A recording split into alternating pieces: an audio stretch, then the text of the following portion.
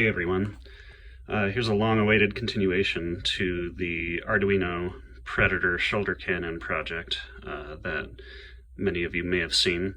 If you haven't seen it before, I've linked to it below.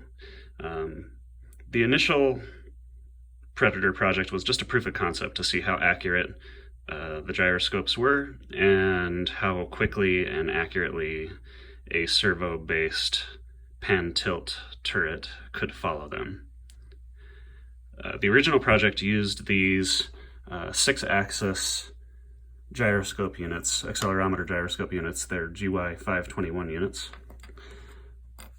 They worked good mathematically. I was able to get a single gyroscope project running and tracking really accurately. I was even able to get 2 of these units working because you need 2 of them. One of them has to monitor your body's position and the second one has to monitor your head's position and calculate the difference between the 2 of them as you move around a room. Otherwise, as you moved your body around, the turret would try and follow your body's movements instead of your head's movements. 2 of these units tracked pretty well, but there was some sort of bug in the code, and I refactored the code many times. I went line by line through all the libraries, and I never could quite find the bug.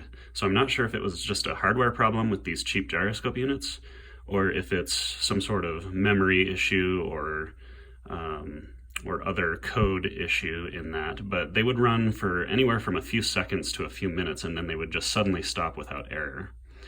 And that got to be pretty frustrating because it was a really unpredictable failure and there was no way to report out on what was actually happening that would cause them to stop reporting. So on AliExpress, I was able to get these newer units. These are 9-axis gyroscope, accelerometer, and magnetometer units. A magnetometer is basically a compass. And the benefit here is that these units will track magnetic north, which results in much more accurate yaw readings, right? Yaw is when the unit pivots this way. And since there's no standard frame of reference on a 6-axis unit, that yaw value is just kind of random, and it's usually zeroed out at the time that the power is applied to the unit. These new units will always report on magnetic north, which gives a much more accurate reading. And I got 2 of them, and I did some initial test circuitry with them. You can see here the wiring for these new units is much simpler than it was for the 6-axis units. It only requires 2 wires, and they work incredibly well. At least one does in a proof of concept. It was able to report on pitch, axis, and roll extremely accurately. And repeatedly. So you turn it off, turn it back on again, turn it off, turn it back on again, and it would always report the same angles, and that's what I was really desiring in this project.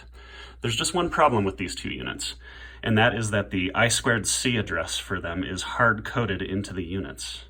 The I2C address is something that the software uses to control the signaling between these units and receive data back from them. Because the I2C, or the I2C address is hard-coded on these units, you can basically only run one of them at a time because you can't change that address.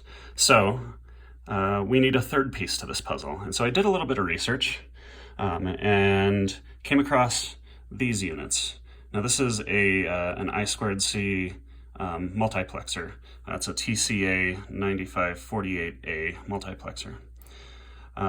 These units will allow you to basically pick and choose which unit you want to read values from.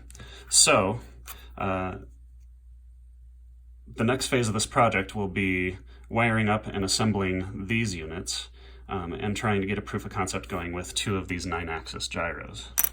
You can see here that when you buy these multiplexing units, there's no pins attached to them. They're super cheap. They only cost a couple bucks. I get them from AliExpress. Because I'm not in a rush to have them shipped here. You can pay more to get them on Amazon, but it's the same thing, and if you're patient, you can save a lot of money by buying them overseas. So in the next series of videos, I'll show you getting the pins soldered up to these and assembling a multiplexed circuit and reading data from 2 separate gyros, so stay tuned.